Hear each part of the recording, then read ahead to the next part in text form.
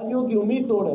क्यों मेरे बच्चे भैया कोटा जा रहे हैं, क्यों जा रहे हैं और वहां जाकर वो आत्महत्या कर रहे हैं?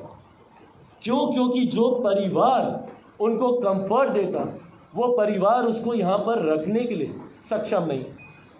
उसको पता है कि मेरा बच्चा यहाँ पे रहेगा तो आगे नहीं बढ़ पाएगा, क्योंकि यहाँ पर जाएगा, डिग्री का कोर्स करने जाएगा तो 3 साल के कोर्स में उसको 5-6 साल लग जाएगा। और 5-6 साल के बाद जाकर कहीं पे उसको कोई डिग्री मिल गई तो नौकरी मांगने जाएगा तो यही सरकार उस पर लाठी चलाएगी। तो इसीलिए ये उम्मीद बिहारी खो चुके हैं और अपने बच्चों को जीने मरने की चिंता किए बिना दूसरे राज्यों में भेज रहे हैं, शिक्षा के लिए, रोजगार के लिए।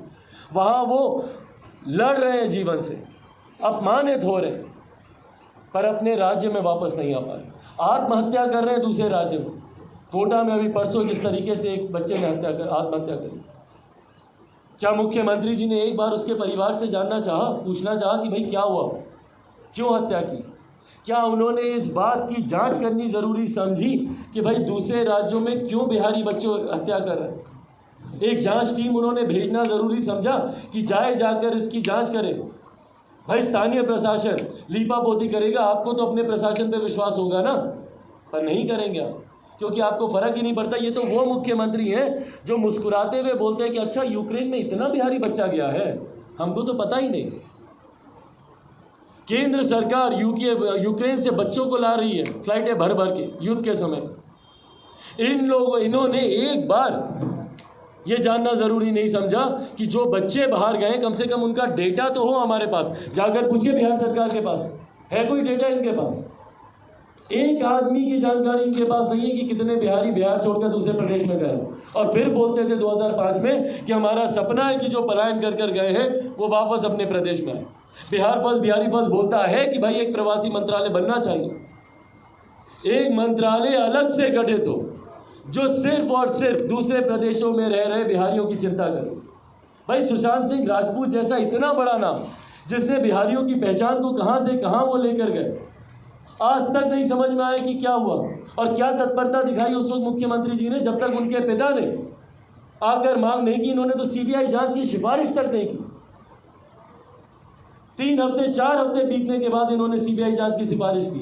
क्या तब तक वो तथ्य रहे होंगे? क्या वो सबूत बचे होंगे वहां पर? क्यों नहीं तुरंत इन्होंने अपनी टीम को वहां पर भेजा कि जाइए जाकर जांच कीजिए, एक बिहारी मरा है वहां पर? ये तो इनकी संवेदना है बिहारियों को लेकर। भाई जब अपने बिहार में मर रहे बिहारी भागे भागे जाते हैं ये दूसरे राज्यों में, बेंगलुरु गए थे भागे भागे, अभी इनके घर पे जाके देखिए सूटकेस खुला होगा, पैकिंग चल रही होगी मुंबई जाने की। नहीं अभी तो खैर दिल्ली से वापस आएंगे तब पैकिंग करेंगे, पर मुंबई जाएंगे ये। भागे भागे देश के हर राज्यों में जा रहे हैं अर्जी लेकर। केजरीवाल जी को जन्मदिन की बधाई देने के लिए सबसे ज़्यादा शौक इन्हीं को चढ़ा। उसी दिन जाके पहुंच के, भले केजरीवाल जी इनसे मिले कि नहीं मिले, पर बधाई देने ये दिल्ली, यहाँ से भागे भागे दिल्ली तक गए। पर इनके पास इतनी फुर्सत नहीं है कि भाई समस्तीपुर चले जाए, दरभंगा चले जाए, मुजफ्फरपुर चले जाए। अरवल में माँ बेटी दुष्कर्म का विरोध करते करते जल कर मर गई बच्ची। 5 दिन तक यहीं PMCH में जिंदगी मौत की लड़ाई लड़ती गई। हम गए थे उस बच्ची के पास, बोल नहीं पा रही थी, बस जिन निगाहों से देख रही थी। एक बार मुख्यमंत्री जी ने ज़रूरी समझा वहाँ जाना। तो जब मुख्यमंत्री इन चीज़ों पर भी जब खामोश रहेंगे भाई, जब आपके अधिकारी मर रहे हैं आप खामोश, लोकतंत्र का चौथा स्तंभ के ऊपर जब अटैक आप ही के राज्य में किया जा रहा है और टारगेट किलिंग अब कर रहे हैं, जाति वर्ग के लोगों को चिन्हित कर कर कर इनके प्रदेश में मारा जा रहा है। अनुसूचित समाज के वर्ग के लोगों को देख लीजिए। चौकीदारी के पेशे में जो लोग हैं, चौकीदार को ऐसी जगहों पे गश्त पे भेजा जाता है, निहत्ते उनको भेजा जाता है जहां पर आए दिन उनकी हत्या की जा रही है और मुख्यमंत्री खामोश है, इनको कोई फर्क नहीं पड़ता। इन्होंने एक बार जानना जरूरी नहीं समझा कि भाई चौकीदार को आधी रात में इस ड्यूटी पे क्यों भेजा गया। एक बार इन्होंने पूछताछ करनी जरूरी नहीं समझी और जाकर वो शहीद हो गया। उसके बाद खामोश, इनको कोई फर्क नहीं पड़ता। पासवान समाज के लड़कों की गला रेत कर हत्या की जा रही है। कौन सा ऐसा वर्ग है भैया, कौन सी ऐसी जाति है जिसको यहाँ पे टारगेट नहीं किया जा रहा? पत्रकारिता के समाज के लोगों को अलग टारगेट किया जा रहा है, प्रशासनिक लोगों को अलग टारगेट किया जा रहा है, वंचित वर्ग के लोगों को अलग टारगेट किया जा रहा है, पिछड़ा वर्ग के लोगों को अलग टारगेट किया जा रहा है। और मुख्यमंत्री लगे हैं दिल्ली में जाकर आंख दिखाने में। उनके पास फुर्सत ही नहीं है इन चीज़ों की। और आज जब बिहार एक तरफ अपराधियों से ग्रस्त, वहीं बार बार हम बोलते हैं कि भाई हम कोई भविष्य वक्ता नहीं, पर यह बात हर बिहारी जानता है कि इन महीनों में बिहार में बाढ़ सुखाड़ आती है। मुख्यमंत्री आज दिल्ली में एसी के कमरे में बैठे आराम फरमा रहे हैं और इंतज़ार कर रहे हैं कि अगर कोई नेता उनको मिलने का समय दे तो भागे भागे जाएंगे मिलने के लिए। पर इनको इस बात की चिंता नहीं है कि आज आधा बिहार बाढ़ से ग्रस्त है और आधा सुखाड़ से ग्रस्त है। क्या कर रहे हैं मुख्यमंत्री उसके लिए? किसान जब तक आत्महत्या नहीं करेगा तो आप उसको उसका उचित मुआवजा नहीं दीजिएगा ना, भले बाढ़ में उसकी फसल गई हो या सुखाड़ में उसकी फसल गई हो। क्या आपने रिव्यू करना ज़रूरी समझा? कल हम जमुई गए थे, दिशा की बैठक हम वहाँ पे किए। जमुई का एक एक व्यक्ति किसान परिवार से जुड़ा हुआ आकर हमको बोल रहा है कि भैया इस बार हम अपनी रोपनी नहीं करते। और जब हम उसी बैठक में जब हम अधिकारियों से जब हम जानकारी लिए, और प्लीज़ आप लोग भी ये कीजिए ताकि इस सरकार की पोल खुलनी ज़रूरी है, जब हम अधिकारियों से जब हम जानकारी लिए कि कितना रोपा हुआ है तो बोलता है 75%। सोचिए 75%। दक्षिण बिहार में जहाँ पे पानी का इतना अभाव रहा है वहाँ पर ये लोग बोल रहा है 75%। और कई प्रखंड तो ऐसे जहाँ पे 95%, 98%, ऑन एन एवरेज 80-85%, 80-85। जो सबसे कम वाला प्रखंड हमारे यहाँ रहा है उसमें भी 65% ये लोग दिखा रहे हैं। सोचिए, विषय को लेकर है। खैर वो विषय लंबे समय से बिहार में चल रहा है, पर उसका एक और पक्ष जिस तरीके से उभर कर सामने आया, ये हमारे प्रदेश की चिंताओं को और ज़्यादा बढ़ाता है। ये बात किसी से नहीं छुपी कि बिहार में किस तरीके से अपराधियों ने अपनी जड़ों को न सिर्फ मजबूत कर लिया है बल्कि पूरे प्रदेश को अपनी गिरफ्त में ले लिया।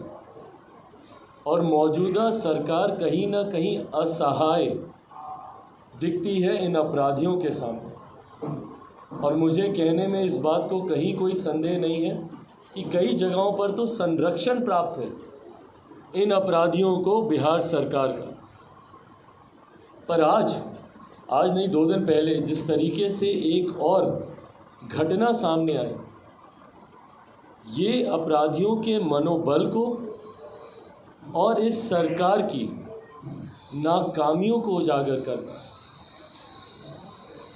अगर पुलिस अधिकारियों की हत्या अगर हमारे प्रदेश में होने लग जाए तो आप बताइए भैया बिहारी कहाँ जाएगा? अभी तक तो आम बिहारियों की हत्याएं हो रही थी, गरीब किसान मजदूरों की हत्याएं हो रही थी, व्यवसायिकों की हत्या हो रही थी। पर आज जिस तरीके से अपराधियों की गोली के शिकार अब अधिकारी होने लग गए हैं जो पुलिस विभाग में लंबे समय से कार्यरत हैं, जब उन लोगों की अब हत्या की जा रही है, क्या इस पर भी मुख्यमंत्री नीतीश कुमार जी खामोश रहेंगे? आम बिहारी मरते हैं तो इनको फ़र्क नहीं पड़ता, पर आज जब इन्हीं के विभाग के लोगों की हत्या की जा रही है तब भी अगर मुख्यमंत्री खामोश रहेंगे तो ये प्रदेश कहाँ जाएगा? भाई जिनकी जिम्मेदारी हम लोगों की रक्षा करने की है, आज उन्हीं लोगों की हत्या की जा रही है। मैं जिक्र कर रहा हूँ जिस तरीके से नंदकिशोर यादव जी की हत्या कर दी गई 14 तारीख को समस्तीपुर के मोहनपुर में ओपी थाना अध्यक्ष के तौर पर ये वहाँ पे कार्यरत थे। 14 तारीख को इनकी हत्या की गई। 15 तारीख को ये जानकारी सामने आई। अब मुझे नहीं पता कि विलम्ब किया गया जानकारी देने में कि मुख्यमंत्री जी को भैया झंडा फहराना है, उससे पहले ये जानकारी सामने नहीं है, जो भी है। पर एक अधिकारी की हत्या हुई है यहाँ पे जो प्रशासनिक सेवा में थे, जो बिहार प्रदेश के लोगों की सुरक्षा के लिए जो काम कर रहे थे। और ऐसे में अगर मुख्यमंत्री नीतीश कुमार जी जो हमारे प्रदेश के गृह मंत्री भी हैं, अगर अब भी वो खामोश रहते हैं तो आप बताइए कैसे मनोबल आप बढ़ाएंगे। बिहार पुलिस में जो लोग तैनात हैं, कैसे उनको इस बात का सुरक्षा का भाव मिलेगा भैया कि अगर आज हम जिनके लिए लड़ रहे हैं, कल को अगर हमारे साथ कुछ होता है तो ये सरकार हमारे साथ खड़ी है। क्या ऐसे में पुलिस में तैनात हमारे जवानों का उनका मनोभाव मांग कर रहे हैं कि उसको सुखाड़ घोषित किया जाए। वहाँ पे कागज़ पे ये कार्रवाई अधिकारी से पूछे कि भैया कौन गया था सर्वे के लिए, तो हम वीडियो के माध्यम से करवा देते। वीडियो से पूछे कि भैया कौन गया था, तो हम फलाना से करवा लेते। कोई ज़मीन पर नहीं गया। कितने इनके अधिकारी हैं भैया जो गर्मी में निकलते हैं, धूप गर्मी पसीने में देखे हैं किसी अधिकारी को? इनके मुख्यमंत्री को खुद देखे कभी एक माथे से बूंद टपक जाए उनकी पसीने की? गाड़ी का शीशा कभी उनका खुला देखे हैं? मंच पर बिना एसी बिना पंखे के उनको बैठे हुए कभी देखे हैं? और ये लोग सर्वे करेंगे किसानों का। इन लोगों के पास जानकारी होगी भैया कि किसानों की क्या वहाँ पे रोपनी हुई या नहीं हुई। और ये ऐसी फर्जी रिपोर्ट बना कर ये लोग किसानों को उनके अधिकारों से दूर रखते हैं। आज किसान भुखमरी के कगार पर आ गया जो अन्नदाता है हमारा। वहीं नॉर्थ बिहार में जाकर देख लीजिए, कोसी में किस तरीके से पानी उफान मार रहा है। क्या कर रहे हैं मुख्यमंत्री जी? प्रिवेंटिव मेजर्स हैं इनके पास? कोई नहीं। इंतज़ार करेंगे हाथ पे हाथ धरकर। अच्छा अभी उठने दो, पानी उठने दो, अभी तो कटाव शुरू ही हुआ है, कटाव का पानी घुसने दो। जब तक खेतों में नहीं जाएगा, जब तक गांव में नहीं जाएगा, घर में नहीं जाएगा, जब तक कुछ लोग डूब नहीं जाएगा, मर नहीं जाएगा, इनको थोड़ी लगेगा कि भैया विकराल परिस्थिति उत्पन्न हो गई। जब तक कोई मरेगा तब ना इनको लगेगा कि डूब के मर गया, इसका मतलब पानी आ गया। और फिर ये अपना उड़न खटोला निकालेंगे, ऊपर से जाकर घूमेंगे और बोलेंगे हाँ पानी आ गया। और ये वही है क्विंटल बाबा, कोसी के मसीहा बने फिरते थे। क्या हो गया भैया आपको? अब आपको ज़रूरत नहीं है इन लोगों की। क्यों? क्योंकि अब आप समीकरण के माहिर हो गए। हमको तो समझ में नहीं आता जब ये खुश होते हैं, मुस्कुराते हैं, जब लोग बोलते हैं कि भाई ये सोशल इंजीनियरिंग बड़ी अच्छी करते हैं। ये इनकी तारीफ है कि इनको क्रिटिसाइज किया जा रहा है? इनको खुद को समझ में आता है मुख्यमंत्री जी को? सोशल इंजीनियरिंग कोई तारीफ नहीं है मुख्यमंत्री जी आपकी। जातीय समीकरण को बिठा कर चुनाव जीतना, और इनको ये अस्त्र पता चल गया है, इसीलिए काम करना ये ज़रूरी नहीं समझते। क्या काम किया? उस दिन बोल रहे थे ना, हमारे सवाल पर एकदम भड़क गए थे कि भाई चिराग पासवान कैसे संसद में जाकर बोल दिया कि हम तीसरे नंबर की पार्टी हैं। तो आप लोगों के सामने ही बोले थे, कुछ लोग बोलता रहता है, कहता है कि हम तीसरे नंबर की पार्टी हैं, जानता है कि 2005 में भी थे। तो प्रभु 2005 में थे, 2020 में फिर आप तीसरे नंबर पर आ गए, तो आपको आत्ममंथन करना चाहिए कि क्यों आ गए। बिहार की जनता ने आपको सराखों पे बिठाया था। ठीक बोल रहे हैं आप मुख्यमंत्री जी, 2010 में आपको सराखों पे बिठाया था इसी जनता ने, अपार बहुमत दिया था।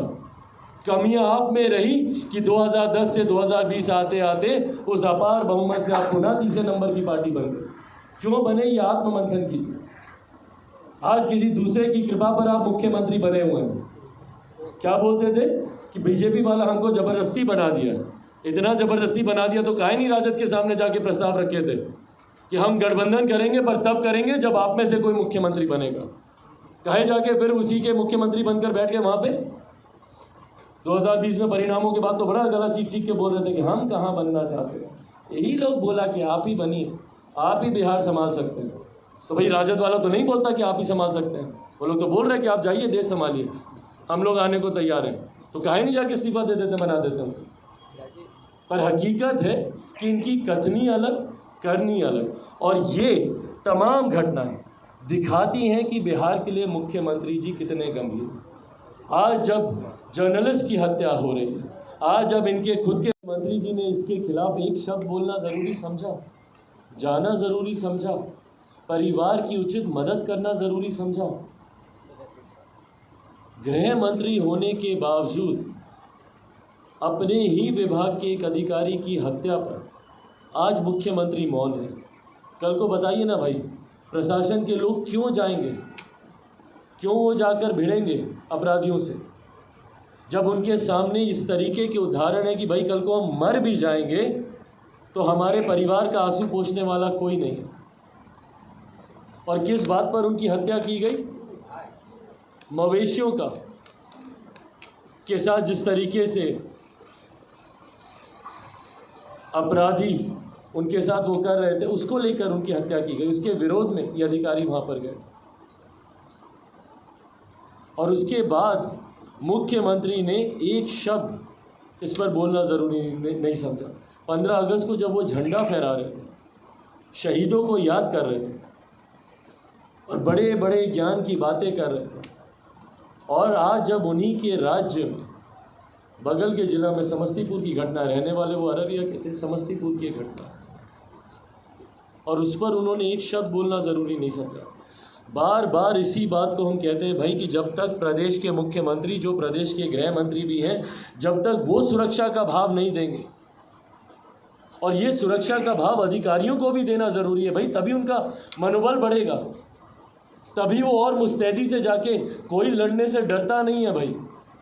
और हमारे बिहार पुलिस के जवानों में इतनी क्षमता है कि वो सीने पे जाकर गोली खाएंगे और डट कर लड़ेंगे और सामना करेंगे, और वो कर भी रहे भाई, कर भी रहे। सामने इतने अपराधी होते हैं, अकेला एक जवान जाकर उनसे भिड़ जाता है, डरता नहीं है वो।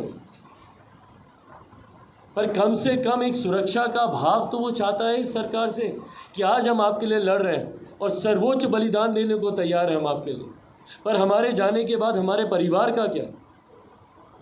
कम से कम कोई जाकर उनके आंसू तो पोंछ दे। और इसी तरीके की एक और घटना, और ये तमाम ये लोकतंत्र की ये स्तंभ हैं।